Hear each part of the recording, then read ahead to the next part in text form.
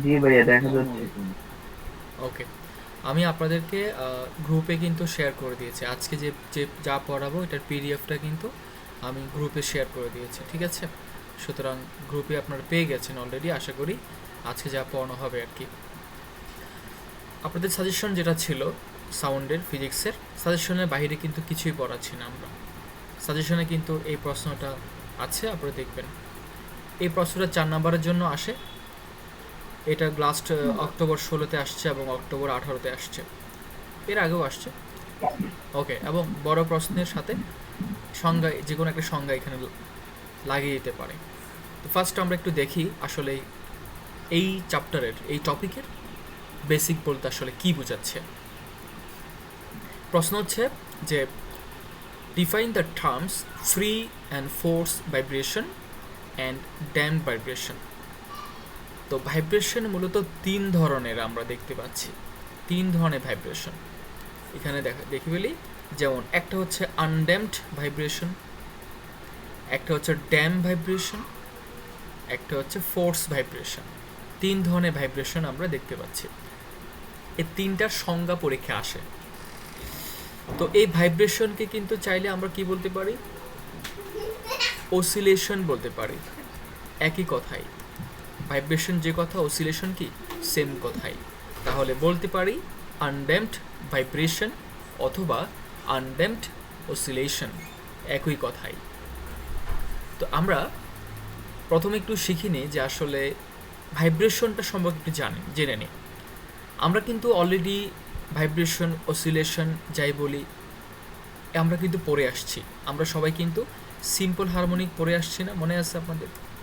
Simple harmonic যে মোশনটা, এটা কিন্তু একটা ভাইব্রেশন ছিল, ঠিক আছে? অসিলেশন ছিল। সিম্পল হারমোনিক ভাইব্রেশন বলি, সিম্পল হারমোনিক মোশন বলি, সব সেম কথাই। সিম্পল হারমোনিক মোশন অথবা সিম্পল হারমোনিক ভাইব্রেশন, অথবা আমরা বলতে পারি সিম্পল হারমোনিক অসিলেশন, সব একই কথায় বোঝায়। তাহলে simple harmonic motion, vibration, oscillation already আমরা কিন্তু একটা পড়ে আসছি। সিম্পল হারমোনিক মোশন যেটা, ওইটা হচ্ছে গিয়ে আনড্যাম্পড ভাইব্রেশন, মানে একই কথাই। আনড্যাম্পড আসলে কোনটা, যেটা সিম্পল হারমোনিক মোশন, ওটাই হচ্ছে গিয়ে আনড্যাম্পড। একটু যদি খেয়াল করে আমরা দেখতে পারবো, দেখেন আনড্যাম্পড, আমরা কিন্তু ড্যামটা সবাই বুঝি। আমরা কথায় কথায় কিন্তু বলি কোনো কিছু ড্যাম হয়ে যাচ্ছে। ড্যাম মানে এটা ড্যাম হয়ে যাচ্ছে, ড্যাম মানে নষ্ট হয়ে যাওয়া, নিঃশ্বাস হয়ে যাওয়া, শেষ হয়ে যাওয়া, ধ্বংস হয়ে যাওয়া, ঠিক আছে? তো ড্যামটা কিন্তু সবাই বুঝি আমরা, কিন্তু মুরব্বীরও কিন্তু এই ড্যামটা কিন্তু মুখ দিয়ে উচ্চারণ করে, কিন্তু যদিও সে জানে না এটা একটা ইংলিশ ওয়ার্ড। তাহলে যে কোনো কিছু ড্যাম হয়ে যাওয়া মানে নষ্ট হয়ে যাওয়া বোঝাচ্ছে। তো যদি আনড্যাম হয় তার মানে হচ্ছে কি নষ্ট হবে না, ধ্বংস হবে না, নষ্ট হবে না, ঠিক আছে? ধ্বংস হবে না, নিঃশ্বাস হবে না, শেষ হবে না। ওকে, তাহলে বুঝে গেল যে ভাইব্রেশন কি হবে না, ধ্বংস হবে না। যে ভাইব্রেশন ধ্বংস হবে না সেটা হচ্ছে আনড্যাম ভাইব্রেশন। সিম্পল হারমোনিক মোশনের ক্ষেত্রে আমরা পড়েছিলাম না, ধরুন একটা পেন্ডুলাম যদি আমি নিই, পেন্ডুলাম সবাই বুঝি। পেন্ডুলাম বা সরল দোলকে যখন একটা এরকম একটা বস্তু আমি সুতোর সাথে কানেক্ট করি, যুক্ত করি, এরপরে যখন আমি এই পেন্ডুলামটাকে যদি একটু হালকা যদি উপরের দিকে উঠিয়ে আমি যদি ছেড়ে দিই, তখন দেখা যাবে এটা আবার নিচের দিকে পড়ে যায়। পড়তে পড়তে পড়তে পড়তে এটা বাম দিকে এতটুকু উঠে যায়, ঠিক আছে? তারপর আবার নিচে পড়া শুরু করে, এইভাবে আপ ডাউন করতেই থাকে। উপরে একবার উপরে ওঠে, একবার নিচে নামে, একবার উপরে ওঠে নিচে নামে, এইভাবে আসলে এটা করতেই থাকে। ক্লিয়ার? চলতেই থাকে, যেখানে কোনো ধরনের মোশন কোনো অফ হয় না, বন্ধ হয় না। এই ধরনের মোশনকে আমরা কী মোশন বলতাম? সিম্পল হারমোনিক মোশন বলতাম, যেটা অনবরত এই মোশনটা চলতেই থাকতো। এটাকে বলা হতো সিম্পল হারমোনিক মোশন। এবং এই জিনিসটাকে বলা হয় আনড্যাম্পড ভাইব্রেশন, যেটার ভাইব্রেশন কি হয় না, ড্যাম হয় না, বন্ধ হয় না।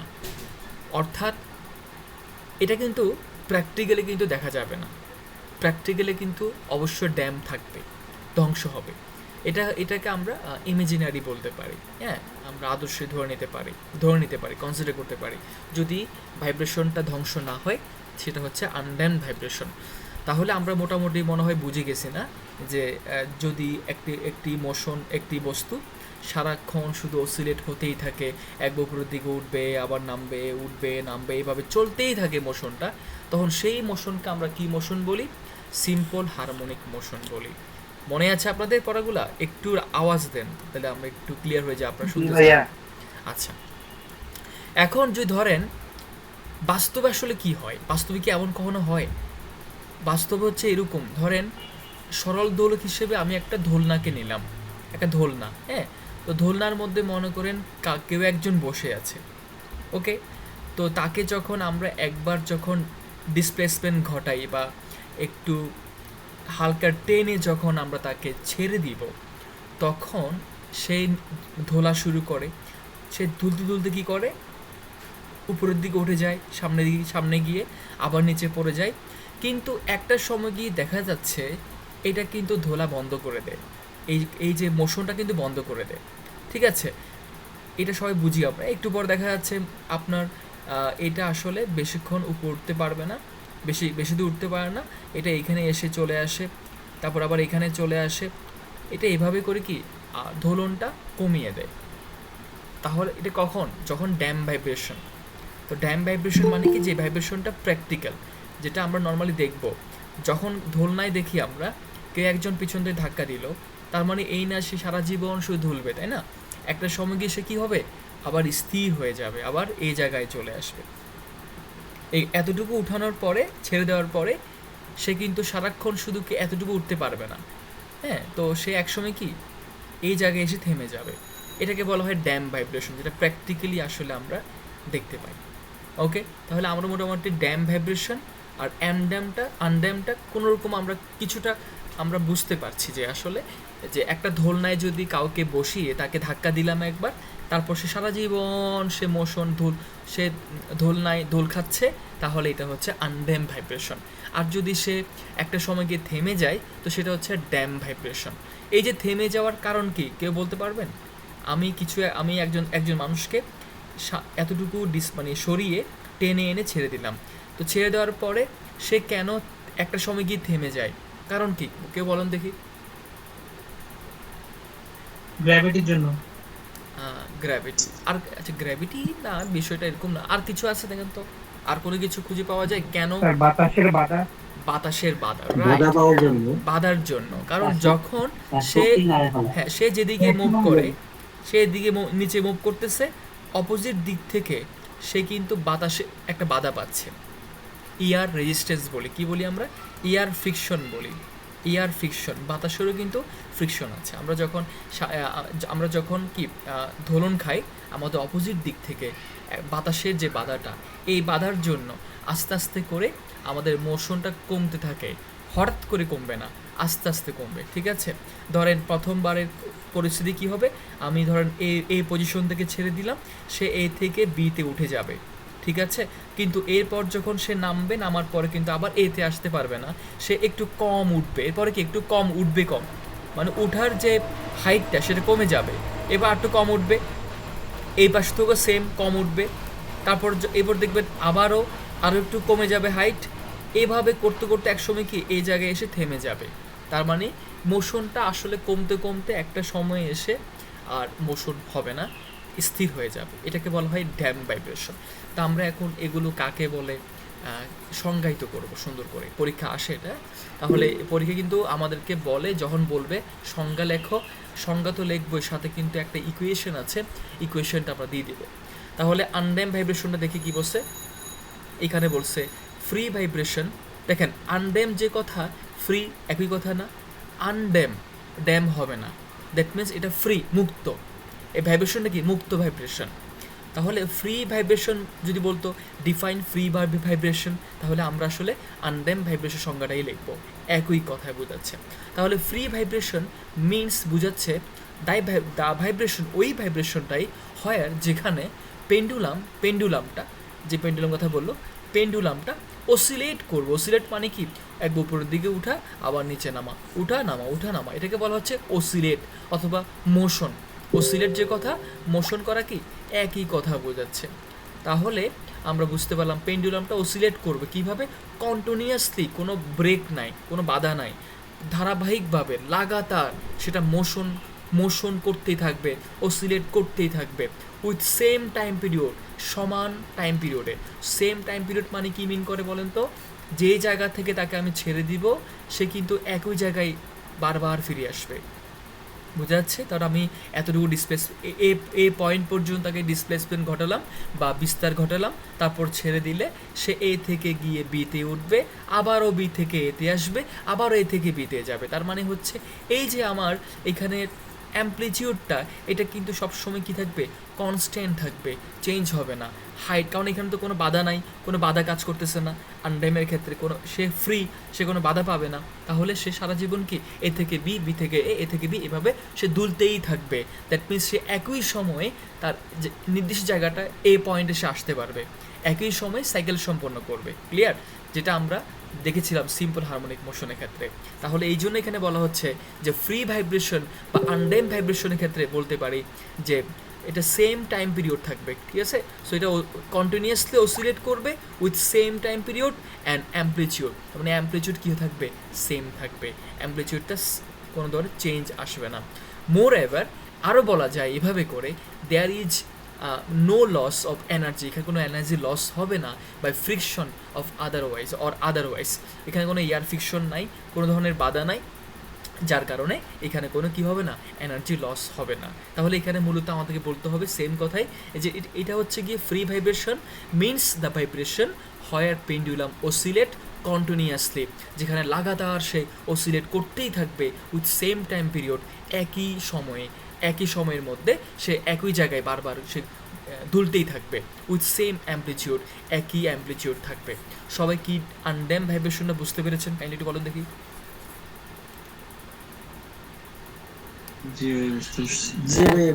ওকে, এখন আমরা শিখব যে differential equation for free undamped vibration, free or undamped যাই বলি আমরা। তাহলে এখানে এই যে এই ভাইব্রেশনের ক্ষেত্রে যে ইকুয়েশনটা আপনাদের কি মনে আছে? এটা কি আমাদের কি ইকুয়েশন ছিল মনে আছে আপনাদের? এটা কি আমাদের ওই যে ডিফারেনশিয়াল ইকুয়েশন এটা আসছিল না ওই যে সিম্পল হারমোনিক মোশনের ক্ষেত্রে? মনে আছে আমাদের? আমরা যে এইভাবে বের করেছিলাম d square y DT square plus omega square y সমান 0। এই ইকুয়েশনটা কি আমরা দেখছিলাম না ডিফারেনশিয়াল ইকুয়েশনে? আচ্ছা, তাহলে দেখেন সব কিছু একই কিনা দেখেন। এটা ছিল আমাদের অ্যাক্সিলারেশন বা ত্বরণ, এই যে দেখেন অ্যাক্সিলারেশন বা ত্বরণ। এই ওয়াই ছিল আমাদের ডিসপ্লেসমেন্ট, এই ওয়াই হচ্ছে আমাদের ডিসপ্লেসমেন্ট। আর এরপর এটা হচ্ছে গিয়ে একটা কনস্ট্যান্ট মান কে বাই এম, এটা হচ্ছে আমাদের কনস্ট্যান্ট মান ওমেগা স্কোয়ার। তাহলে সব কিছু একই না? তাহলে এটা হচ্ছে কি আমাদের differential equation for undamped vibration আর ফ্রি ভাইব্রেশন। তাহলে আমরা এইভাবে ইকুয়েশনগুলো দেখাই দিব, তাহলে নাম্বারগুলো খুব ভালোভাবে দিব আমাদেরকে। তাহলে আমরা এই একটা সংজ্ঞা পেরে গেছি যে হোয়াট ইজ আনড্যাম্প ভাইব্রেশনটা আমরা পারলাম। এরপর দেখব ড্যাম ভাইব্রেশনটা। দেখেন ড্যাম ভাইব্রেশন কথাই তো ড্যাম বলছে, যে এটা আসলে ড্যাম হয়ে যাবে, রাইট? ভাইব্রেশনে কী হবে? ড্যাম, আস্তে আস্তে একদম নিঃশেষ হয়ে যাবে। তাহলে দেখেন একই রকম সংজ্ঞা, damp vibration means the vibration where pendulum does not oscillate, যেটা অসিলেট করবে না। তাহলে এটা কি? অসিলেট করছিল আর এটা অসিলেট করবে না, কন্টিনিউয়াসলি ধারাবাহিকভাবে উইথ সেম টাইম পিরিয়ড, একই টাইম পিরিয়ডে সব কিছু একই। পার্থক্য হচ্ছে উপরেরটা অসিলেট করতো, এটা অসিলেট করতো না। উপরেরটা সেম টাইম পিরিয়ডে অসিলেট করেছিল, এটা সেম টাইম পিরিয়ডে অসিলেট করতে পারবে না। তো সেম টাইম পিরিয়ড কীভাবে হবে? কারণ এখানে তো ডিক্রিজ করবে অ্যাম্প্লিটিউড। কারণ এখানে যখন সে বাধা পেয়ে থাকবে, যখন সে বাধা পাবে, প্রথমবার এ থেকে বিতে উঠলো, কিন্তু পরের বার বি থেকে এসে আর এতে উঠতে পারবে না, একটু হাইট, একটু অ্যাম্প্লিটিউডটা কমে যাবে, কমে কি একটু নিচে এখানে চলে আসবে, লাইক এতটুকু হয়ে যাবে অ্যাম্প্লিটিউড কমে যাচ্ছে না। তারপর আবার এই পাশ থেকেও সেম এতটুকু থাকবে অ্যাম্প্লিটিউড। তারপর আবার যখন সে মোশনে যাবে, প্রতিবারে যখনই মোশনে যাবে তখন তার বিপরীত দিক থেকে বাতাসের বাধা কাজ করবে, তখন সে বাধা পাবে এবং বেশি উঠতে পারবে না, আর একটু কম উঠবে। এইভাবে কম উঠতে উঠতে একসময় কি সে এই জায়গায় মেইন পজিশনে চলে আসবে। তাহলে অ্যাম্প্লিটিউডটা কী হচ্ছে বলেন তো? ডিক্রিজ হচ্ছে না? তো ডিক্রিজ যখন হবে তখন টাইম পিরিয়ডটা চেঞ্জ হবে না বলেন? কারণ অ্যাম্প্লিটিউড চেঞ্জ হওয়া মানে কি তার জায়গাটা কমে যাচ্ছে না, তখন কি আমাদের টাইম পিরিয়ড কি সেম থাকবে? টাইম পিরিয়ড কিন্তু সেম থাকবে না। তাহলে আমরা বলতে পারলাম যে ড্যাম ভাইব্রেশন হচ্ছে ওই ভাইব্রেশন যেখানে কন্টিনিউয়াসলি অসিলেট করবে না একই টাইম পিরিয়ডে, এবং অ্যাম্প্লিটিউড ডিক্রিজ হবে উইথ টাইম, সময়ের সাথে সাথে কি অ্যামপ্লিটিউড এখানে ডিক্রেস কমে যাবে। মোর এভার, এবং আরও বলা যায় ডিসিপেটেড এনার্জি, ডিসিপেট মানে কি অপচয় হবে, ক্ষতি হবে, ক্ষতি হবে, কি ক্ষতি হবে এখানে, এখানে এনার্জি ক্ষতি হবে, এনার্জি ক্ষতি হবে বা লস, এনার্জি লস হবে, কার মাধ্যমে, ফ্রিকশনের মাধ্যমে। যেহেতু এখানে এক বিপরীত দিক থেকে বাতাসের ফ্রিকশনের কারণে এনার্জি লস হচ্ছে, এই কারণেই তো এই পার্টিকেলটি, বস্তুটি একটা জায়গায় গিয়ে থেমে যাবে একটা সময়। তাহলে দুটো সঙ্গে আমরা এখানে বুঝলাম। এরপর এখানে বললো differential equation for free damp vibration. আমরা এই ইকুয়েশনটা যদি আমরা সামনে প্রমাণ করে দেখব কিভাবে আসে, আপাতত এটা একটু মনে রাখতে হবে, এটা আমরা প্রমাণ করব সামনে, সমস্যা নেই। সো এটা হচ্ছে কি, এটাকে বলা হয় differential equation for damp vibration. Okay, এরপরে দেখেন ফোর্স ভাইব্রেশন। এটা কি দেখেন, আমরা দেখছিলাম প্র্যাকটিক্যালি, প্র্যাকটিক্যাল চিন্তা করলে কোনো ভাইব্রেশন কি হয় না, ফ্রি ভাইব্রেশন হয় না। কোনো ভাইব্রেশনে সারা জীবন ভাইব্রেট করতে পারবে না, কারণ অবশ্যই বাধা কাজ করবে, অবশ্যই রেজিস্ট্যান্স কাজ করবে, তাই না? আচ্ছা, তাহলে ধরেন আমরা যখন কাউকে দোলনায় বসিয়ে যখন আমরা কি করি, দোলনের কাজটা করি, হ্যাঁ, এটা একবার উপরের দিকে উঠে আবার নিচে নামে, এভাবে করে তো চলে না, এভাবে করে তো এটা চলে। একবার আমরা উপরে উঠবে, আবার নিচে নামে, এভাবে করবে।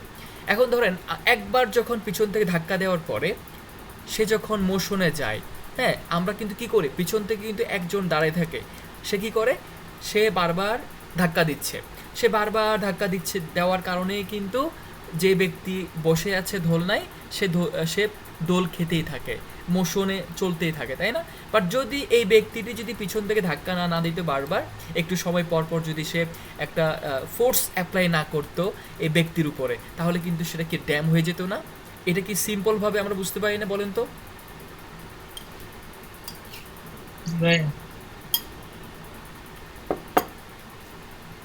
তাহলে এই যে পিছন থেকে একটা এক্সট্রা একটা ফোর্স আমরা অ্যাপ্লাই করছি, তাহলে এই ফোর্স অ্যাপ্লাই করার কারণে কিন্তু এই মোশনটা কিন্তু চলমান থাকবে।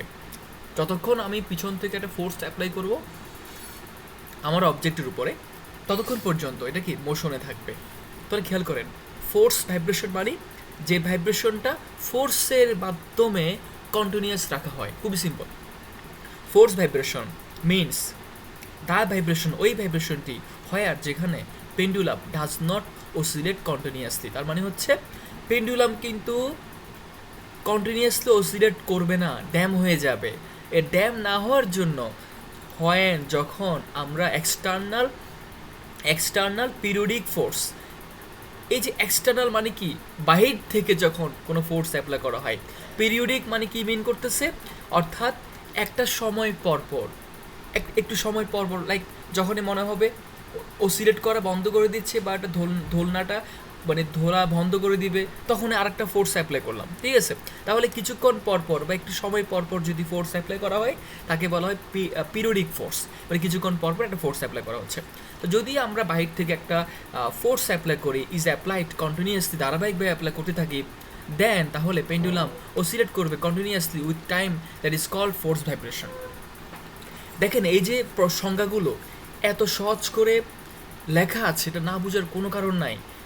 কিন্তু বইতে কিন্তু সব বইতে এইভাবে থাকবে না, বইতে এইভাবে নাই, বইতে অনেক কঠিনভাবে, কঠিন শব্দে অনেকভাবে পেঁচানো, অনেকভাবে আছে। এগুলো কিন্তু অনেক কষ্ট করে সময় দিয়ে কালেকশন করে বিভিন্ন জায়গা থেকে যেখানে যেটা সহজে পাওয়া গেছে, ইন্টারনেট বলেন, বিভিন্ন বই পিডিএফ বলেন, এগুলো কিন্তু কালেকশন করে বা একটু এদিক সাজিয়ে গুছিয়ে এগুলো পিডিএফ তৈরি করা হচ্ছে আপনাদের সহজ করার জন্য, আর যাতে আপনাদের পড়াটা আরও সহজ হয়। তো একটু মন দিয়ে পড়তে হবে। আপনাদের পড়ার কষ্টটা কিন্তু কমানোর ট্রাই করতেছি আমরা, যে কত সহজে এই প্রশ্নগুলো সলিউশন করা যায় বা লেখা যায়, যাতে করে আমাদের সহজে এগুলো বোঝার মতো হয়। কারণ বইয়ের ভাষা কিন্তু সহজে বোঝা যায় না, সব বইয়ের ভাষা বোঝা যায় না, বইয়ের ভাষা একটু পেঁচানো থাকে স্বাভাবিকভাবে। তো যেখান থেকে সহজে পড়া যায়, সহজে বোঝা যায়, সেই জায়গা থেকে কালেকশন করে কিন্তু এই জিনিসগুলো কিন্তু রেডি করা হয়েছে, সুতরাং একটু ভালো করে পড়তে হবে।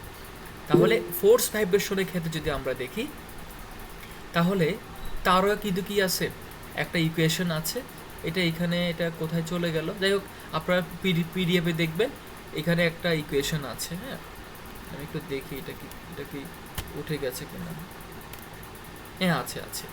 Differential equation of force vibration. দেখেন তো ফোর্স ভাইব্রেশন ক্ষেত্রে এটা হচ্ছে গিয়ে ইকুয়েশনটা সব একই, কিন্তু মানে দুটোই কিন্তু সেম। দেখেন এই ইকুয়েশন সেম, কারণ এতটুকু পর্যন্ত ড্যাম হচ্ছিল। হ্যাঁ, এখানে জিরো মানে কি মিন করে, যে আসলে আর কোনো ফোর্স অবশিষ্ট নাই, মানে সব মিলিয়ে ফোর্স জিরো, সরি সব মিলিয়ে কি এখানে মোশন নাই, এনার্জি নাই, এনার্জি জিরো, তাই তো? তাহলে যদি আমরা যদি এক্সট্রা এই ফোর্সটা অ্যাপ্লাই করতে পারি, f sine p t force apply করতে পারি, তাহলে মোশনটা কন্টিনিউয়াস থাকবে। আমাকে একটু কাইন্ডলি বলেন যে আপনারা এই তিনটা সংজ্ঞা ভালো করে বুঝছেন কিনা। জি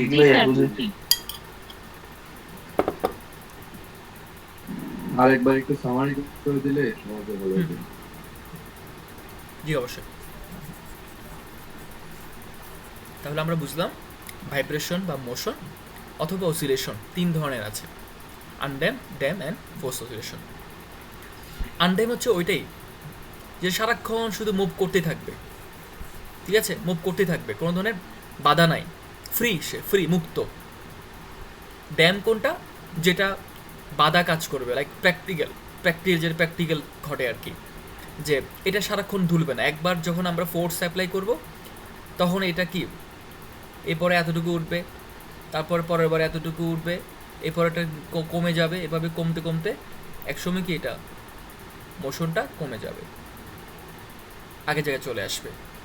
তাহলে এইভাবে করে আমরা বুঝতে পারি যে আসলে যে ভাইব্রেশনটা একটা সময় গিয়ে বন্ধ হয়ে যাবে, সময়ের সাথে সাথে সেটা ভাইব্রেশনটা কমে যাবে, সেটাই কিন্তু ড্যাম ভাইব্রেশন। আর ফোর্স ভাইব্রেশন হচ্ছে ওইটা যেখানে ড্যাম না হওয়ার জন্য এক্সট্রা একটা ফোর্স অ্যাপ্লাই করা হয়, একটু সময় পর পর পিরিয়ডিক ফোর্স অ্যাপ্লাই করা হয়, সেটা হচ্ছে গিয়ে ফোর্স ভাইব্রেশন। লেখাগুলো খুবই সহজ ভাষায়, একটু দেখলেই বুঝতে পারবেন। দ্রুত পড়ে ফেলতে হবে, যদি পড়াগুলো জমায় রাখেন পরবর্তীতে আমার কথাগুলো মনে থাকবে না। এখন পড়তে গেলে আমার সাথে কথার সাথে আমার যে কথা বলছি এগুলো একটু মাথায় আসবে, পড়ার সাথে কথাগুলো ম্যাচ করতে পারবেন, পরে কিন্তু ম্যাচ করতে পারবেন না, ভুলে যাবেন অনেক কিছু। আনড্যাম্পড ভাইব্রেশনের টাইম পিরিয়ড লেখা আছে মোর দেন 3 টাইম অর লেস, ওটা আপনি কিভাবে মিনিমাম 3 বার হবে নাকি? মোর দেন 3 কোথায় লেখা আছে? না, the more ever 3 is no loss না, of না, energy 3 না তো। by friction or এটা 3 না, Oh, দেয়ার মোর এবার Oh. There is no loss. এখানে কোনো লস নাই, এখানে কোনো এনার্জি লস নাই এই ফ্রিকশনের মাধ্যমে, ঠিক আছে? There is no loss. আচ্ছা, খেয়াল করি এরপরে। স্যার ক্লাস 9 10 এর দিকে আমরা ফিজিক্সের বইয়ে দোলনকালের একটা সূত্র পড়ছিলাম চিত্র 8 করে, সেটাই মনে হয় এটা বিস্তারিত না? রাইট। আপনাদের ক্লাস 9 10 এ বেসিক ছিল এটা, কিন্তু সরল দোলকের অধ্যায় থেকে এটা বেসিক ছিল ক্লাস 9 10 এ, সেটাই পড়ছি আমরা। আচ্ছা, এরপর খেয়াল করি ডিসকাস দ্য থিওরি। এটা খুবই হট একটা ম্যাথ, হট একটা প্রমাণ, যেটা পরীক্ষায় অনেকবার আসছে, এর আগেও অনেকবার আসছে। আমি এখানে 2বার দেখিয়েছি, 18তে এবং 19এও আসছে, এবং তারপরেও আসছে, তার আগেও আসছিল। খুব ইম্পর্টেন্ট একটা প্রমাণ। সাউন্ডের মধ্যে যদি বলেন 3টা প্রমাণ ইম্পর্টেন্ট, তার মধ্যে এটা একটা। ওকে, আচ্ছা, তো 3টে ইম্পর্টেন্ট প্রমাণ, তার মধ্যে এটা একটা, আর একটা ডপলার ইফেক্ট পড়েছি, ডপলার ইফেক্ট, আর একটা হচ্ছে রিভারবেরেশন। 3টে খুব ইম্পর্টেন্ট প্রমাণ, বেশ কয়েকবার আসছে পরীক্ষায় প্রশ্ন এইভাবে আসে, কোনো ধরনের পেঁচানো ঘুরানো কিছু হয় না, এটা ভালো করে বুঝে নেন। এখানে বলছে discuss the theory of dam vibration. এখন ওরা বললো ড্যাম ভাইব্রেশনটাকে একটু হালকা একটু কথাবার্তা বলতে হবে, অ্যানালিটিক্যালি একটু হালকা আলোচনা করতে হবে ড্যাম ভাইব্রেশন নিয়ে। তারপরে হ্যান্ডস এবং আরও অবটেইন অ্যান এক্সপ্রেশন, একটা এক্সপ্রেশন আমাদেরকে বের করে দেখাতে হবে ফর দ্য ডিসপ্লেসমেন্টের জন্য, যেটা ওয়াই দ্বারা আমরা প্রকাশ করেছি। তাহলে ডিসপ্লেসমেন্টের জন্য একটা ইকুয়েশন ডিরাইভ করতে হবে, যেভাবে করে আমরা সিম্পল হারমোনিক মোশনের ক্ষেত্রে বের করছিলাম, মনে আছে আপনাদের? আমরা কি সিম্পল হারমোনিক মোশনের ক্ষেত্রে, সিম্পল হারমোনিক মোশন যে কথা, আনড্যাম্পড ভাইব্রেশন কি সেম কথা না? সেম কথা। তাহলে এটা কিন্তু আমরা প্রমাণ করছিলাম যে ডিসপ্লেসমেন্ট ইকুয়েশন অথবা সরণের জন্য একটা ইকুয়েশন আমরা প্রমাণ করেছিলাম।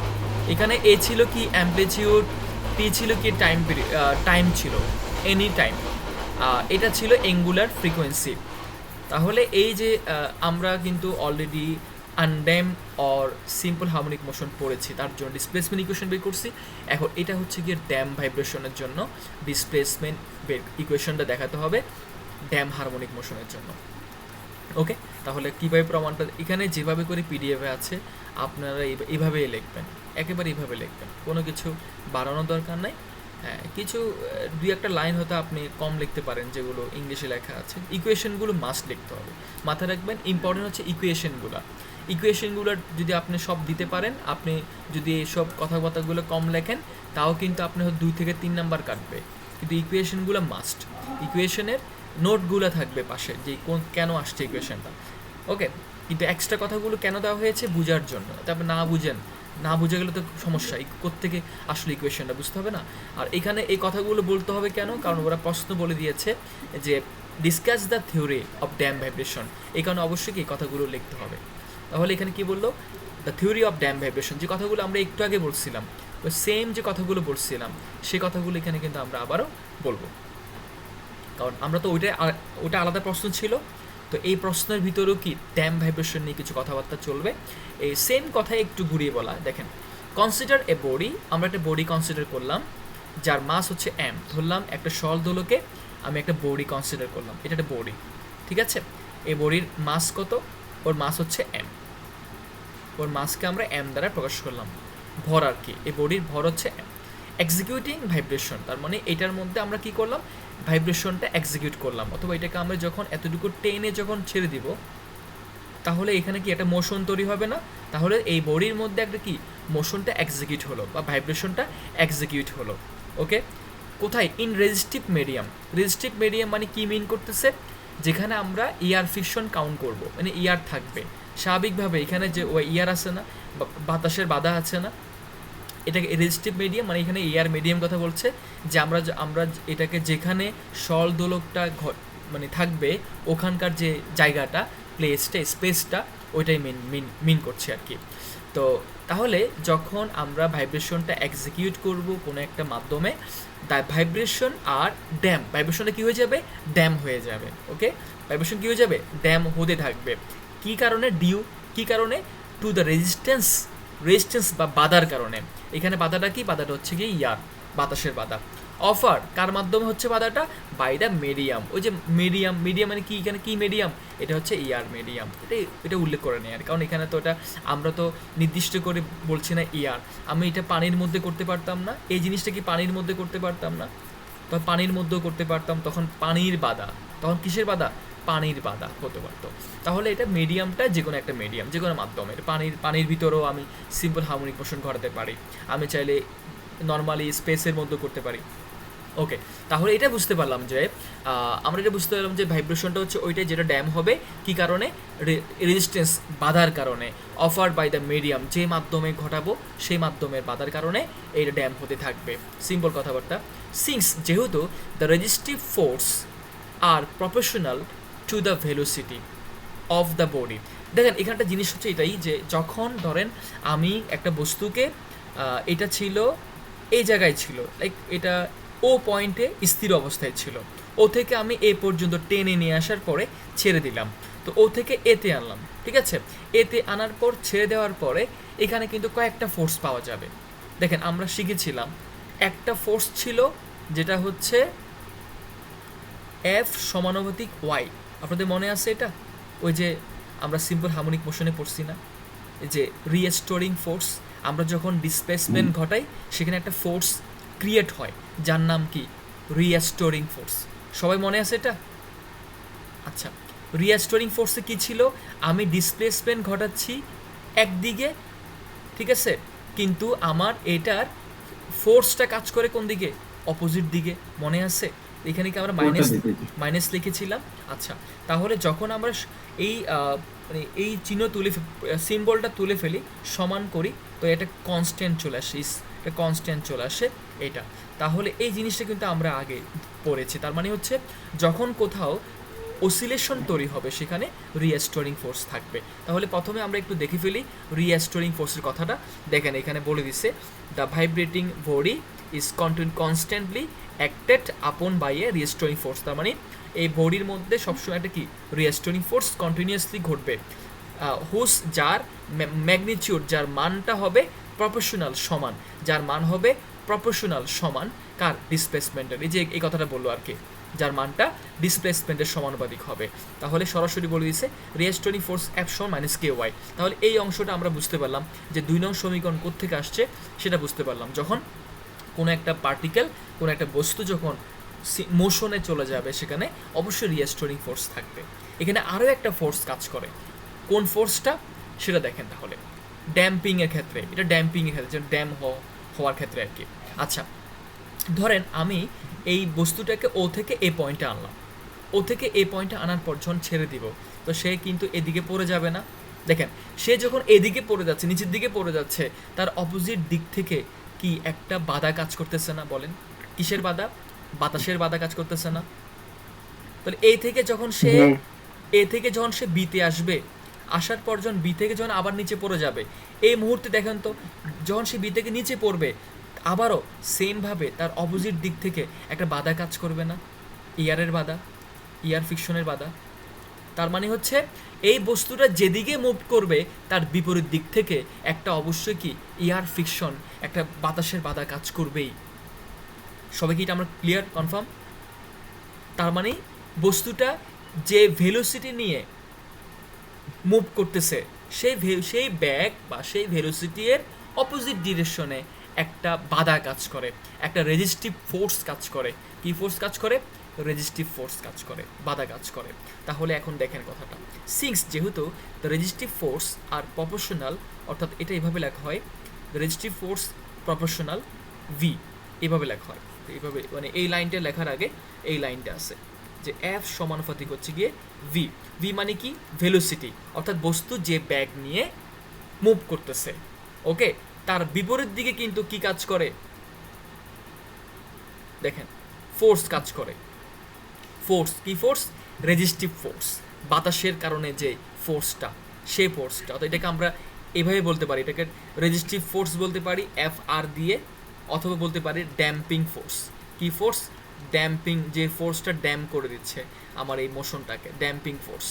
তাহলে দুইটাই বলা যাবে। তাহলে বুঝতে পারলাম বস্তু যেদিকে ভেলোসিটি নিয়ে মুভ করবে, হ্যাঁ, ওর অপোজিট দিক থেকে একটা ফোর্স কাজ করবে, যে ফোর্সের নাম ড্যাম্পিং ফোর্স বা অথবা বলতে পারি রেজিস্টিভ ফোর্স, একই কথাই।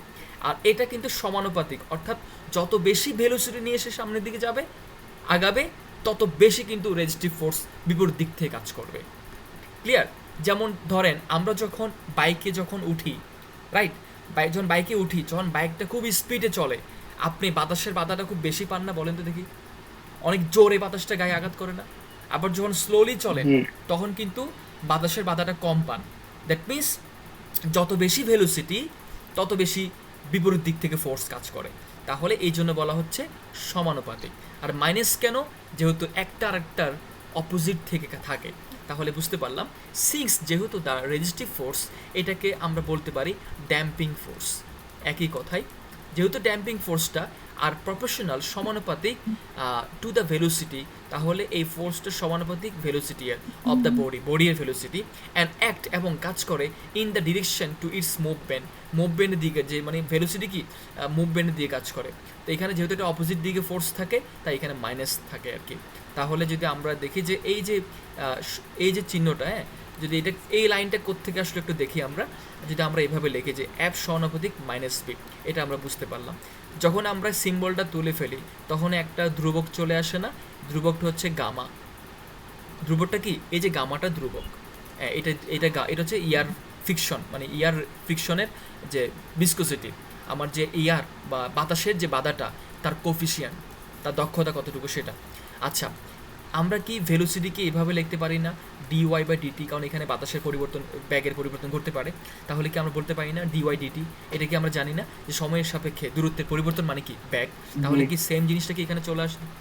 দেখেন তো, মাইনাস গামা ডিওয়াই ডিটি। তাহলে সবাই কি বুঝতে পারছি যে কিভাবে ফোর্সটা আসলো? তাহলে বোঝা যাচ্ছে যে আসলে এখানে দুইটা ফোর্স আছে। যখন কোনো একটি বস্তু অসিলেট করা শুরু করে সেখানে দুইটা ফোর্স পাবেন। একটা ফোর্স হচ্ছে রিঅ্যাস্টোরিং ফোর্স, ঠিক আছে, এভাবে লিখতে পারি আমরা। একটা হচ্ছে রিঅ্যাস্টোরিং ফোর্স এফ আর, একটা হচ্ছে গিয়ে এফ ডি, ড্যাম্পিং ফোর্স। তাহলে একটা হচ্ছে রিঅ্যাস্টোরিং ফোর্স, একটা ড্যাম্পিং ফোর্স। সবাই কি বুঝতে পারলাম? যখন ড্যাম্পিং ভাইব্রেশনের ক্ষেত্রে, যেখানে ভাইব্রেশন মানে প্র্যাকটিক্যালি বাস্তবে যেটা ঘটে আর কি, বাস্তবে যে কোনো মোশনের ক্ষেত্রে আমরা দেখতে পারি যে একটা হচ্ছে কাজ করবে ড্যাম্পিং ফোর্স, যেটা ফোর্সকে ড্যাম্প করে দেবে। একটা হচ্ছে রিয়াস্টোরিং ফোর্স, যেটা যখনই ডিসপ্লেসমেন্ট ঘটাবো তখনই ওই বস্তুর মধ্যে একটা ফোর্স ক্রিয়েট হয়, যে রিয়াস্টোরিং ফোর্স, যে সম্পর্কে আমরা প্রথম ক্লাসে অনেক আলোচনা করেছি। তাহলে দুইটা ফোর্স থাকে। তাহলে যখন বস্তুটা অসিলেট করে সেখানে টোটাল দুইটা ফোর্স পাওয়া যায়। একটা হচ্ছে রিয়াস্টোরিং ফোর্স, একটা ড্যাম্পিং ফোর্স। ওকে, তাহলে এবার খেয়াল করেন, এগুলো তো আমরা দিলাম, এইখানে সুন্দর করে উপস্থাপন করা হয়েছে। গামা মানে কি? গামা মানে ড্যাম্পিং কনস্ট্যান্ট, ডিওয়াই ডিটি মানে হচ্ছে ভেলোসিটি অফ দ্য বডি, এগুলো বলা হয়েছে। তারপর তাহলে আমরা এই একটা ইকুয়েশন পাইলাম, এটা একটা এফ, এটা হচ্ছে গিয়ে এফ ডি ড্যাম্পিং ফোর্স, আর এটা হচ্ছে গিয়ে এফ আর রিয়াস্টোরিং ফোর্স, দুটোই পাইলাম। তাহলে এখন কি লিখবো? এখন হচ্ছে গিয়ে ফ্রম নিউটনস ল থেকে আমরা জানি, অথবা এখানে আর কিছু আছে কিনা একটু দেখি।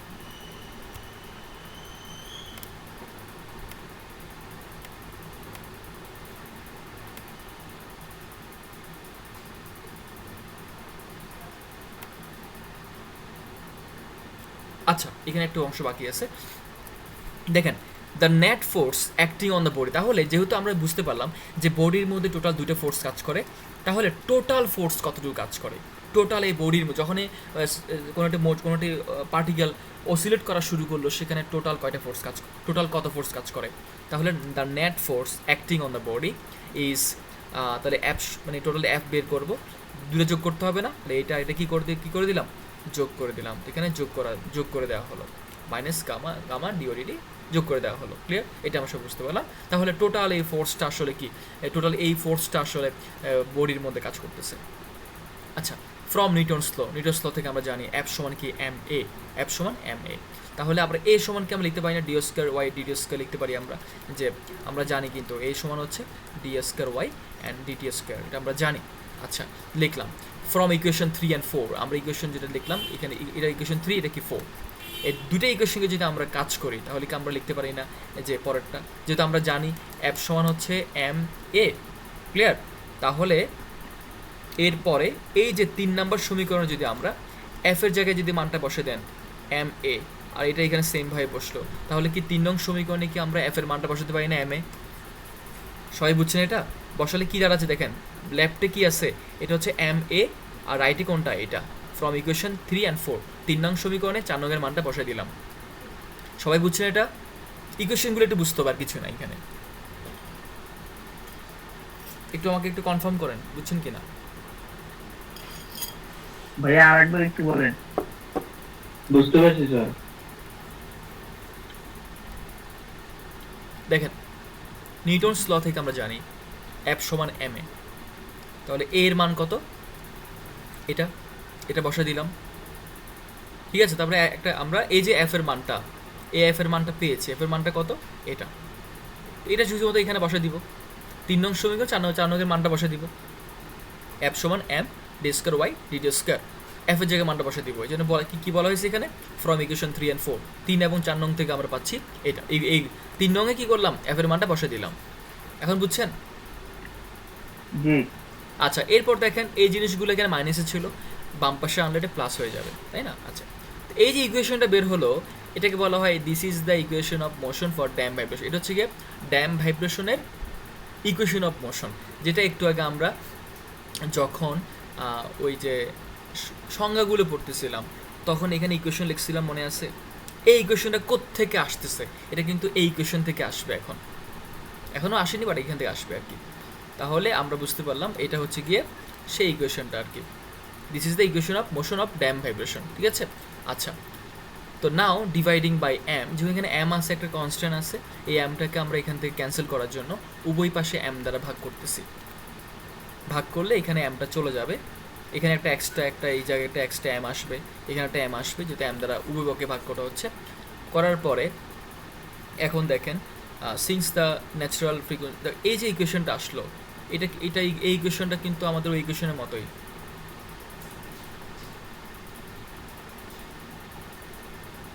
এখন দেখেন, তাহলে চলে আসছে না এখন ইকুয়েশনটা?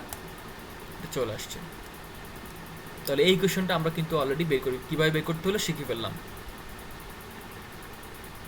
তো এরপর দেখেন সিংস, যেহেতু আমরা জানি দ্য ন্যাচারাল ফ্রিকোয়েন্সি মানে কোনটা, ওই নর্মালি যেটা আমরা সিম্পল হারমোনিক মোশনে শিখেছিলাম, natural frequency of vibration is given by ওই যে ওমেগা। আপনাদের মনে আছে ওমেগা সমান আমরা যে এভাবে বের করছিলাম, মনে আছে আপনাদের? এটা মনে আছে? আচ্ছা ওকে, তাহলে এই যে ওমেগার সমান কে, এখানে কি আছে? ওমেগা আছে না, ওমেগা কে বাই এম আছে।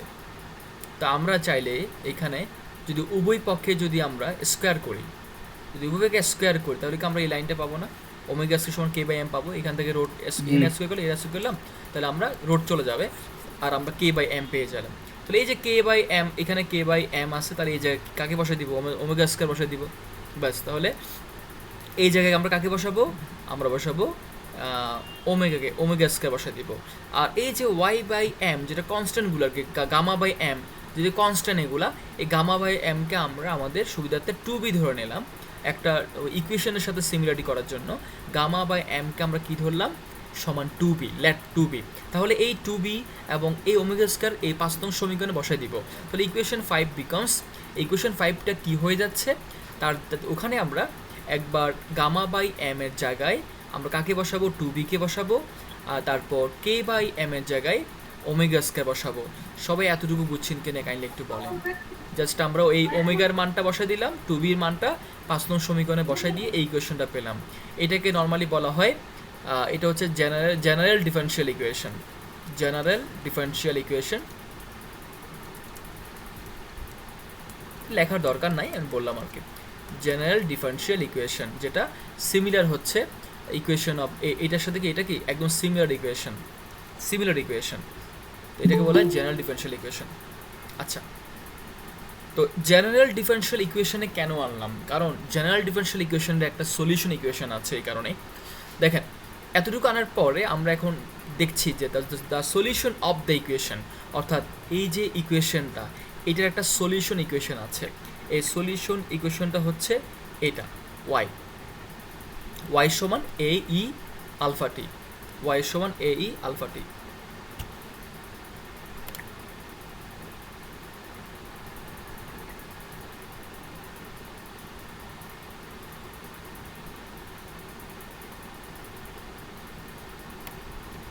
একটু ওয়েট করে, আচ্ছা ঠিক আছে।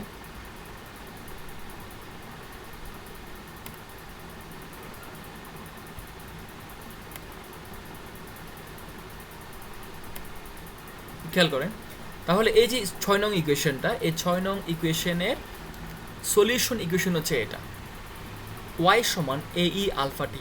এখন সলিউশন ইকুয়েশনটা কীভাবে হলো, কত হচ্ছে এটা? আচ্ছা বলেন তো, আমরা কি নর্মালি একটা সূত্র কি একটা জিনিস জানি যে এভাবে square plus 2bx plus c, এটার সলিউশন ইকুয়েশন কি? দ্বিঘাত সমীকরণে পড়ে না বলে? সূত্রটা কি? x সমান -2a প্লাস -4, এটা হচ্ছে এটা মনে b square minus c, 4b square minus এর b plus minus root b square minus 4ac by 2 মানে এটা এরকম না সূত্রটা? জি আচ্ছা, তাহলে এটা তো দ্বিঘাত সমীকরণের সূত্র এরকম নাকি? বি স্কয়ার মানে সূত্র ভুলে গেলাম। যাক, এই টাইপের একটা সূত্র আছে যেটা হচ্ছে দ্বিঘাত সমীকরণের সূত্র। তাহলে এই যে আমরা যখন এরকম দেখি দ্বিঘাত সমীকরণ দেখি, দ্বিঘাত সমীকরণের সলিউশন বের করার জন্য এইটা সেই ইকুয়েশন। তাহলে যে কোনো একটা ইকুয়েশনের বা যে কোনো একটা ইকুয়েশনের একটা সলিউশন ইকুয়েশন থাকে। যেমন এটার জন্য যদি এটা সলিউশন ইকুয়েশন হয়, তেমনইভাবে এই যে আমাদের যেটা বের হয়েছে এটা হচ্ছে, এটাকে বলা হয়ে থাকে জেনারেল ডিফারেনশিয়াল ইকুয়েশন। এটার জন্য সলিউশন ইকুয়েশন হচ্ছে এইটা। শুধু এটা মনে রাখতে হবে, আপনাকে মুখস্থ রাখতে হবে, যেটা হচ্ছে সলিউশন ইকুয়েশন এইটার জন্য। তো এইটার যে মানগুলো আছে, যে ডিসপ্লেসমেন্ট যে ওয়াই, এই ওয়াইয়ের মানগুলো বের করার জন্য, এই ওয়াইয়ের মানটাই বের করার জন্য এটা হচ্ছে গিয়ে সলিউশন ইকুয়েশন। ওয়াই সমান এ ই আলফা টি। এখানে ওয়াই হচ্ছে ডিসপ্লেসমেন্ট, এই হচ্ছে অ্যাম্পলিটিউড। ওকে, আচ্ছা, তারপরে আলফা, তো আলফা এগুলো তো আমরা জানি, আগে দেখেছিলাম। আচ্ছা, তাহলে আমরা এখন একটু কী করবো সেটা হচ্ছে এই যে 6 নাম্বার ইকুয়েশন থেকে যদি আমরা ওয়াই এর মান বের করতে চাই, তাহলে প্রথমে আমাদেরকে এই মানটা লাগবে, দেন এই মানটা দরকার, দেন এই মানটা লাগবে। ওয়াই সমান তো এইটা ঠিক আছে, তো ডি ওয়াই ডিটি কোনটা, মানে ওয়াইকে টি এর সাপেক্ষে একবার ডিফারেন্সিয়েট। তো আমরা যদি ওয়াইকে যদি একবার ডিফারেন্সিয়েট করি টি এর সাপেক্ষে, তাহলে দেখেন তো কী আসে, এ তো কনস্ট্যান্ট, এই জায়গা থেকে যাবে। আচ্ছা, ই এর সূত্র আমরা কী শিখেছি বলেন তো, ডিফারেন্সিয়েট কি বলেছে যে ই এক্স সমান কি, ই এক্স ছিল না, তাহলে ই এর উপরে যাই থাকবে তাই তো এখানেও সেম থাকবে। ওকে, তাহলে দেখেন এটা যেমন থাকবে তেমন এখানে থাকবে ডিফারেন্সিয়েট সূত্রটা, তাই বলে। কিন্তু যেহেতু এখানে আসলে এক্সের জায়গায় আলফা টি চলে আসছে, তাই আলফা টিকে আবারও টি এর সাপেক্ষে ডিফারেন্সিয়েট করতে হয়, করলে টি এর সাপেক্ষে টি করলে কি 1 হয়ে যায়, শুধু কি থাকে, আলফা থাকে। তাহলে এই আলফাটা গুণ করতে হয় না, তাই এখানে কি করে দিছে ওরা, গুণ করে দিছে। এই ইকুয়েশনটা সবাই বুঝছেন কিনা, ডিফারেন্সিয়েটটা বুঝছেন কিনা কাইন্ডলি একটু বলেন আমাকে। বুঝছি। জি ভাইয়া। তাহলে এখানে ইএক্স সমান ইএক্স, হ্যাঁ ইএক্স সমান ইএক্স, কিন্তু এটা যেহেতু এক্স না, তাই তাকে আবার ডিফারেন্সিয়েট করা হয়েছে। যেহেতু এখানে টি এর সাপেক্ষে, তাহলে ই টু দ্য পাওয়ার টি সমান ই টু দ্য পাওয়ার টি। যেহেতু এটা শুধু টি না, তাকে আবার ডিফারেন্সিয়েট করা হয়েছে, তাই আলফা আসছে, আলফা দ্বারা গুণ করে দিছে। তাহলে আমরা একবার ডিফারেন্সিয়েট করলে এটা পাই। কিন্তু আমাদের এখানে আরও একটা অংশ আছে না, স্কোয়ার, তো এই মানটা বের করতে হলে আবার ডিফারেন্সিয়েট করতে হবে। তো সেকেন্ড ডিফারেন্সিয়েট করলে তখন আর একটা আলফা আসে, আসলে কী হবে, এখানে আলফা স্কোয়ার হবে। একইভাবে কাজ করলে আরেকটা আলফা আসে, তা আলফা স্কোয়ার হবে। এখন আমরা যেটা করব, এই যে সলিউশন ইকুয়েশন যেটা বের হলো, এই 6 নং সমীকরণে এই প্রত্যেকটা মান বসা দিব। এই প্রত্যেকটা মান, এই মানটা এখানে বসাবো, এই মানটা এখানে বসাবো, এই মানটা এখানে বসাবো, সবগুলো মান 6 নং সমীকরণে বসাই দিব। তাহলে substituting this equations in equation 6 number equation সবগুলো মান বসা দিলাম। বসা দিয়ে দেখেন, বসা দিলাম, তার মানে এখানে কী ছিল, এখানে d square y DT square ছিল, এখানে সবগুলো মান বসে দেওয়ার পরে এই লাইনটা আসে আর কি। তার মানে আমরা সবগুলো মান কোথায় বসে দিলাম, এই যে এখানে মান বসালাম, এখানে মান বসালাম, এখানে মান বসালাম। ক্লিয়ার? আচ্ছা, তাহলে এটা চলে আসলো, এটা একটু এখানে একটু মনে হয় কিছু ভুল আছে নাকি, না ঠিক আছে, ভুল হয় না, সব ঠিক আছে। এই হলো অবস্থা। এখানে খেয়াল করেন, আমরা চাইলে কমন নিতে পারি, যেমন এ আছে, এই সব জায়গায় আছে। আচ্ছা, তারপরে ই আলফাটি সব জায়গায় আছে, তাহলে আমরা এই অংশটা এ ই আলফাটি কমন নিতে পারি। কমন নিলে প্রথম অংশ থেকে আলফা স্কোয়ারটা আসবে, এই যে আসছে। পরের অংশ থেকে 2b আসবে, 2b আলফা আসবে, 2b আলফা আসছে। পরের অংশ থেকে ওমেগা স্কোয়ার আসবে, সেটা বসা দিলাম। সুতরাং যদি কমন নিলাম, অনলি আমরা কমনটা নিলাম, কিছুই করি নাই। তারপর দেখেন, এইটা যেহেতু গুণ অবস্থায় আছে, এদিকে ভাগ করলে 0 হয়ে যাবে, সুতরাং শুধুমাত্র এইটাই থাকে। তো the solution of the above equation, যেহেতু এটা দ্বিঘাত সমীকরণ না, দ্বিঘাত সমীকরণের ক্ষেত্রে আমরা জানি যে সূত্র হচ্ছে এটা, এখানে ভেরিয়েবলকে আমার আলফা, তা আলফার মান যদি বের করতে হয়, তাহলে আমাদের কি করতে হবে, এই সূত্রটা অ্যাপ্লাই করতে হবে। সূত্র কোনটা, ওই যে -2a,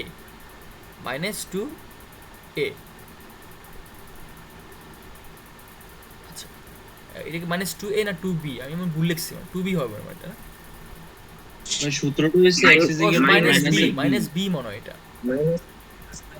-b plus minus root b square minus 4ac/2। এইখানে কি বলতো, এখানে কি বলতো, এই জায়গায় ভুলে গেলাম শুধুটা, bsk minus 4ac না, এরকম না, হ্যাঁ b square minus 4ac/2a। ঠিক আছে, এখন ঠিক আছে, ওকে। তাহলে এই সূত্রের সাথে মিলান, এখানে আমাদের এ কোনটা, বি কোনটা, প্রথমে যে এইটার সাথে যে কনস্ট্যান্ট মান, যেমন ধরেন এইটা আর কি, এই যে ভেরিয়েবল তার সাথে যে মানটা থাকবে, এটা হচ্ছে কি এ। এরপরে যে আমার এরপর বি আছে, এখানে বি আছে, এই যে ভেরিয়েবল, এটা হচ্ছে কি আমার বি, তাই না? এই সম্পূর্ণ যা থাকবে সম্পূর্ণ আমার জন্য কি বি, আর এখানে যা থাকবে সব সম্পূর্ণ সি। তাহলে দেখেন, এই যে প্রথমটার সাথে আমার এখানে কি সহগ কি আছে, 1, সহগ 1 আছে না, কিন্তু এখানে 2b আছে, এখানে আছে 1 আছে, বা এখানে পড়ে কি কনস্ট্যান্ট। তাহলে দেখেন সূত্র প্রথমে কি আসে, বি আসে, -b। তাহলে বি বলতে কোনটা, বি বলতে বোঝাচ্ছে সেকেন্ড যে টার্মটা, এখানকার যে সহগ, সেটা হচ্ছে কি আমার জন্য এখন বি। তাহলে এখানে কী সূত্রে কী লেখা হয়েছে, -b লেখা হয়েছে না, তো -b বানিয়ে এখন কি -2b, কারণ বি এর জায়গায় 2b আসবে। সূত্র অনুযায়ী বি এর জায়গায় কী আসবে, কারণ এখানে তো আমার 2b হচ্ছে এখন বি, তাহলে বি এর জায়গায় 2b আসবে। তো প্লাস মাইনাস সূত্র প্লাস মাইনাস বসালাম, বি স্কোয়ার, বি মানে কোনটা, ওই যে 2bটাই বি স্কোয়ার, তাহলে 2b স্কোয়ার মানে হচ্ছে 4b স্কোয়ার, তো এটা বসে দিলাম 4b স্কোয়ার। তারপর হচ্ছে গিয়ে মাইনাস 4ac, তো মাইনাস 4a, এ তো এখানে কিছু নাই মানে 1 আছে, এ আর সি মানে কি ওমেগা স্কোয়ার, তাহলে মানটা কিন্তু বসে দিলাম। এখানে কিন্তু সম্পূর্ণটাই কিন্তু রোড, ঠিক আছে, সবটাই কিন্তু রোড এখানে, তো মানটা বসে দিলাম। এরপর দেখেন যদি 4কে যদি আমরা রোড থেকে বের করে নিই তাকে 2 হয়ে যাবে না, সবাই তো বুঝেন নাকি, একটু ক্যালকুলেশন এখানে একটু স্কিপ করছে, যদি আমরা 4কে বের করে নিই 2 হয়ে যাবে, এটা এরকম হয়ে যাবে, ওকে, কারণ 4 রোডের ভিতরে বের করলে 2 হয়ে যাবে। আচ্ছা এখন যদি 2 যদি -2 যদি আপনি 2 কমন নেন তাহলে সেক্ষেত্রে কী হবে, এই 2 কাটাকাটি গেল, শুধু কি থাকে মাইনাস থাকে, দেখেন এই লাইনটা থাকে minus b plus minus b square minus omega square, তাহলে এটা আমাদের আলফা সমান মান বের হয়। তো যেহেতু এখানে প্লাস মাইনাস আছে তার মানে দুইটা মান আছে, একটা প্লাসের মান একটা মাইনাসের মান, তাই আলাদাভাবে আমরা লিখতে পারি আলফা 1 আলফা 2, একবার প্লাস দিয়ে একবার মাইনাস দিয়ে, ওকে।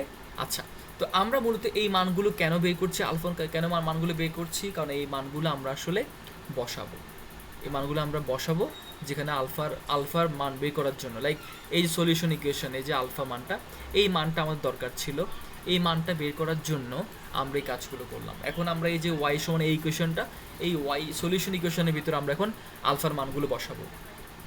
তাহলে প্রথমে লিখবো আমরা the solution equation of equation 6 যেটা আগে লিখেছিলাম, ওইখানে ছিল কিভাবে ওয়াই সমান এ ই আলফা টি ছিল, এটা ছিল সলিউশন ইকুয়েশন, কিন্তু এটা আসলে একাধিকবার হতে পারে, সলিউশন ইকুয়েশন কি একাধিকবার হতো, যদি আমার যদি দেখা যাচ্ছে এই যে আলফার মান যদি একাধিক হয় তাহলে আমার এই সলিউশন ইকুয়েশন একাধিক মান আসবে, কিভাবে, এইভাবে লিখতে হয়, তখন এইভাবে লিখতে হয়, দেখেন যে ই আলফা 1 টি দিয়ে একবার, আলফা আলফা 2, যদি আরও আসতো আলফা 3 আলফা 4, এইভাবে লিখতে হয়। আর যেহেতু এখানে দুইবার আসবে তাহলে একবার A1 একবার A2, তাহলে জিনিসটা আসলে এইভাবে লিখতে হয় নর্মালি, যে আগে শুধু আমরা লিখেছি এ ই আলফা। হ্যাঁ বলেন। যদি আমার আলফা A1 A2 এবং A3 এর ক্ষেত্রে আমরা প্রথমে এখানে প্লাস ইউজ করছি, পরে মাইনাস, এরপরে কি আবার প্লাস ইউজ করব? না, নর্মালি এই 3 বার কখনোই আসে না, সর্বোচ্চ 2বারে আসবে, সর্বোচ্চ কি আসবে প্লাস বা মাইনাস 2বারে আসবে।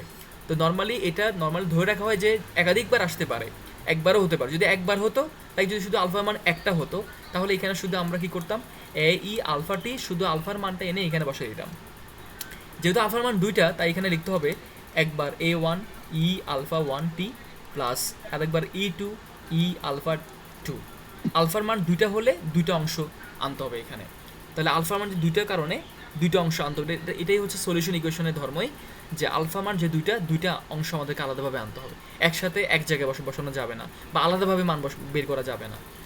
তো এই কারণে এখানে A1 A2 দুটো আসছে, যাদেরকে বলা হয় কনস্ট্যান্ট মান, অ্যামপ্লিটিউড কনস্ট্যান্ট থাকবে। তাহলে এখানে জাস্ট এই আলফা 1 এর জায়গায় আলফা 1 এর মানটা বসে দিবেন যেটা এখানে বের হয়েছিল, আলফা 2 এর জায়গায় আলফা 2 এর মানটা বসে দিবেন যেটা এখানে ছিল, আর সব কিছু একই রকম আছে। এইটাই হচ্ছে কি আমাদের মূলত ডিসপ্লেসমেন্ট ইকুয়েশন, এতটুকু লিখে আমাদের আনসার লিখলে চলবে। যে প্রশ্নটা এখানে দেওয়া আছে এই প্রশ্নের উত্তরটা হচ্ছে এই পর্যন্ত। তো এতটুকু সবাই মোটামুটি বুঝছেন কিনা কাইন্ডলি একটু বলেন, এরপর আমি না হয় সামারি করে দেবো।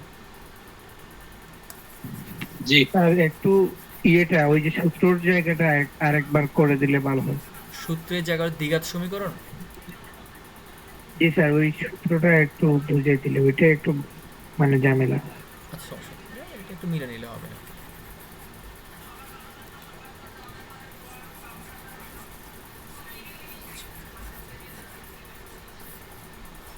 এখানে মূলত আমাদের এটা হচ্ছে কি এভাবে আছে, alpha square 2b alpha plus omega square, এটাকে বলা হয় দ্বিঘাত সমীকরণ। কারণ এই যে পাওয়ারটা এটাকে বলা হয় দুইটা, মানে সেকেন্ড পাওয়ার না, এটা দ্বিঘাত সমীকরণ বলা হয়।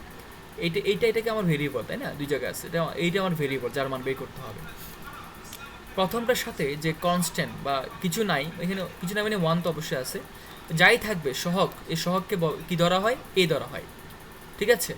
আর সেকেন্ডটা যেটার ঘাত হচ্ছে 1, মানে পাওয়ার 1 যে ভেরিয়েবলে, তার সাথে যা থাকবে তাকে ধরা হয় আসলে বি।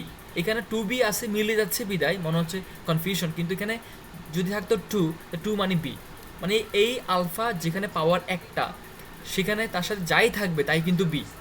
আলফা যেখানে আমার পাওয়ার দুইটা, যা থাকবে তাই কি সহগ এ, আর এখানে যাই থাকবে তাই আমার কি সি। তাহলে সূত্র লেখেন, সূত্র হচ্ছে এখানকার আমার ভেরিয়েবলকে আলফা না, আলফা মান বের করতে হবে, আলফা সমান সূত্র হচ্ছে minus b plus minus b square minus 4ac divide by 2a। তাহলে প্রথমে আসেন এ কে বলেন তো? এ তো হচ্ছে দ্বিঘাত, দুইটা পাওয়ারের পাশে যে থাকবে। এখানে কিছু আছে দেখেন তো, এখানে কিছু আছে, কিছু নাই মানে কি 1 আছে। আচ্ছা, মাইনাস বি, বলুন তো বি মানে কোনটা? বি মানে যেটা পাওয়ার যেখানে একটা থাকবে তার সাথে যে থাকে সে। এখানে কি আছে? 2b আছে না? বি এর জায়গায় কে আছে এখানে? 2b, তো 2b এখানে বসাতে হবে, প্লাস মাইনাস বসালাম। বি স্কোয়ার, বি কে 2b না, বি স্কোয়ার 2b স্কোয়ার মানে কি 4b স্কোয়ার, মাইনাস 4ac। এ মানে কি ওই যে আগেরটা এখানে ছিল, কিছু নাই মানে 1 আছে। সি মানে কি? সি মানে ওই যে এই পুরোটাই জিনিসটা পুরোটাই ওমেগা স্কোয়ার। তাহলে এখন দেখুন তো বুঝছেন কিনা? জি স্যার, ঠিক আছে।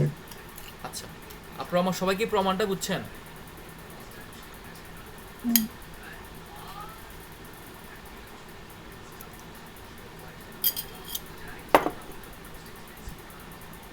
জি ভাইয়া সামারি করে দেন।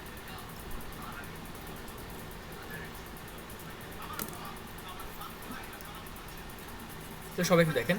হ্যাঁ আমার হ্যাঁ হ্যাঁ, প্রশ্ন করেন।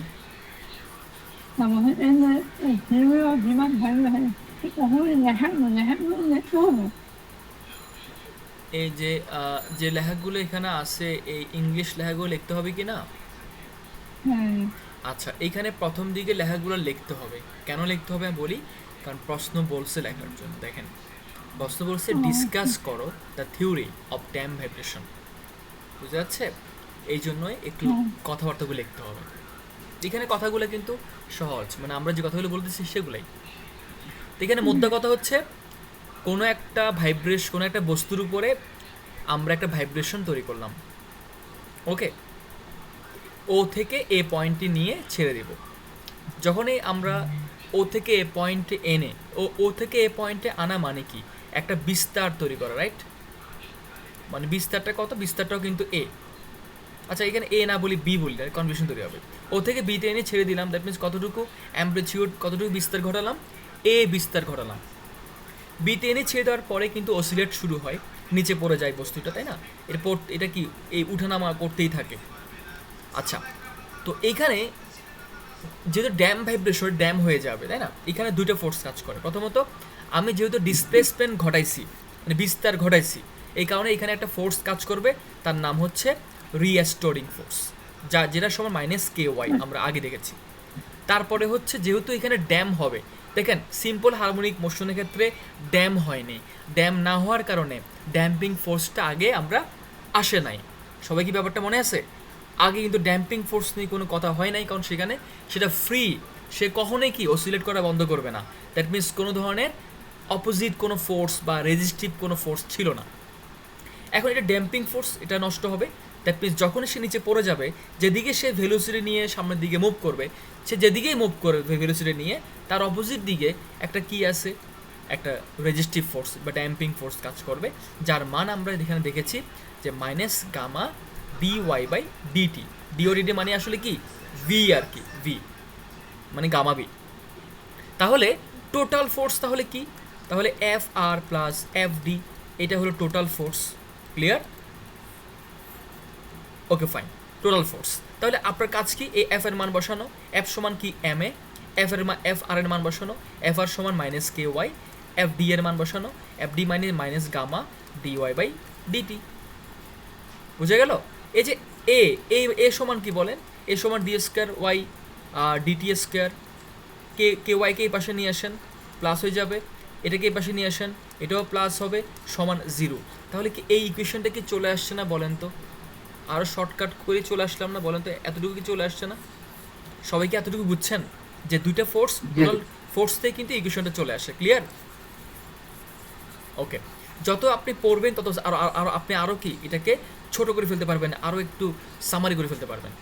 তারপর এখন এখান থেকে ইকুয়েশনে যেহেতু এম কনস্ট্যান্ট আছে, কনস্ট্যান্টগুলোকে বাদ দেওয়ার জন্য উভয় পক্ষে এম দ্বারা ভাগ করা হচ্ছে, তাই এখানে এম চলে গেল, এখানে এম চলে আসছে।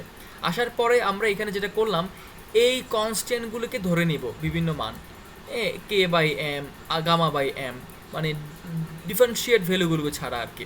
তাহলে কে বাই এমকে আমরা কোত্থেকে পাই? ওই যে আগে শিখেছিলাম সিম্পল হারমোনিক মোশন থেকে, এঙ্গুলার ভেলোসিটি থেকে আমরা পেয়ে যাই ওমেগা সমান root over K by M, উভয় পাশে স্কোয়ার করে দিলে তখন আমরা এই কে বাই এম সমান ওমেগা স্কোয়ার পাচ্ছি। এই মানটা আমরা এখানে বসাবো। তারপর গামা বাই এমকে আমরা 2b ধরে নিচ্ছি, আমরা এখানে বসাবো। যখন এই মানগুলো এখানে বসাবো তখন এই নতুন একটা ইকুয়েশন আসলো, যে ইকুয়েশনটাকে বলা হয়ে থাকে general differential equation of damp vibration বা সিম্পল হারমোনিক মোশন আর কি।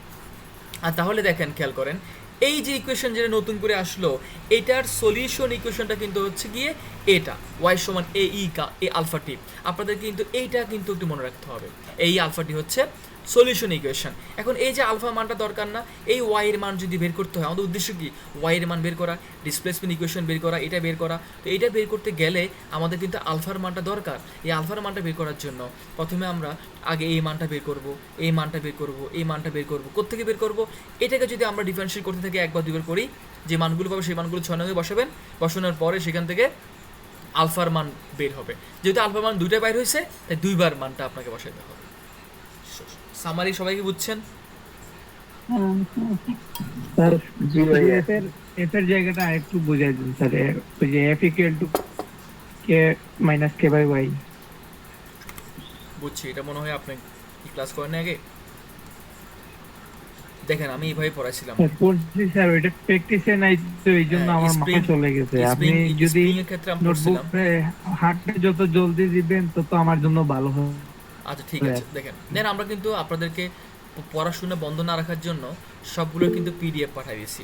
পিডিএফ কিন্তু আমরা রেগুলার কিন্তু পাঠাই আপনাদেরকে, যা পিডিএফ দিয়েছি তারে কিন্তু হার্ড কপি পাবেন।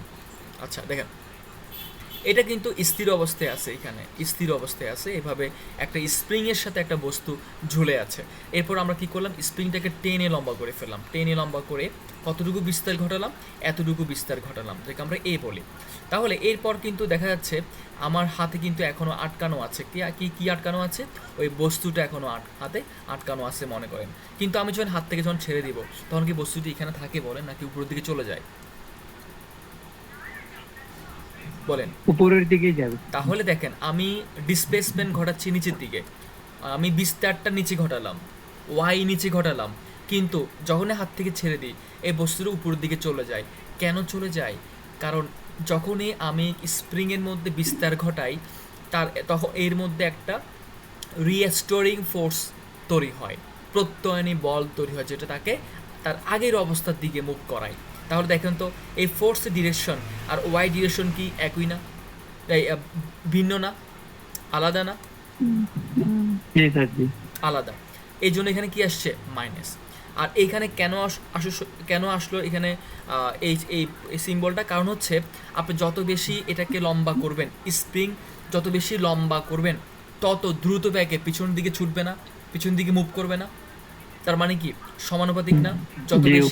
যত বেশি আপনি ডিসপ্লেসমেন্ট ঘটাবেন তত বেশি পিছন দিকে মুভ করবে বেশি, মানে ফোর্সটা বেড়ে যাবে, ওই স্প্রিংয়ের মধ্যে টান বলটা বেড়ে যাবে, রাইট? এই কারণেই এটা আসছে সমানুপাতিক। আর মাইনাস কেন? কারণ অপোজিট। তাহলে এখন যদি আমরা এখান থেকে এই সিম্বলটা তুলে ফেলি তাহলে একটা কনস্ট্যান্ট চলে আসবে, কনস্ট্যান্ট হচ্ছে গিয়ে স্প্রিং কনস্ট্যান্ট কে ওয়াই। এখন বুঝছেন কিভাবে আসছে? জি স্যার, ক্লিয়ার। ওকে, তো যাই হোক, বাসায় আপনারা ভালো করে প্র্যাকটিস করেন। আজকে এই পর্যন্ত পড়ালাম। এই প্রশ্নটা খুব ইম্পর্টেন্ট, যে দুটো প্রশ্ন পড়িয়েছি এই দুটো একটু ভালো করে নিজেরা একদম ভালো করে পড়ে ফেলেন, কারণ এগুলো পরীক্ষা আসবে। হ্যাঁ, যেভাবে আসে সেভাবে লিখলেই চলবে। কোন আপনাদের পড়াগুলো আমরা সুন্দরভাবে রেডি করে দিয়েছি, শুধু নিজেকে একটু পড়তে হবে, এতটুকুই। তো যাই হোক, আজকে পর্যন্তই। আমরা ইনশাল্লাহ নেক্সট ক্লাসে দেখা হবে আর কি। আজকের ক্লাসটা আমরা একটু কম বুঝতে পারছি, নতুন টপিক তো, আমাদের একটু ভিডিওটা দেখুন, একজনকে একটু দিলেন। আচ্ছা ঠিক আছে, নক দিন আমাকে। ওকে, আসসালামু আলাইকুম। ওয়ালাইকুম। আল্লাহ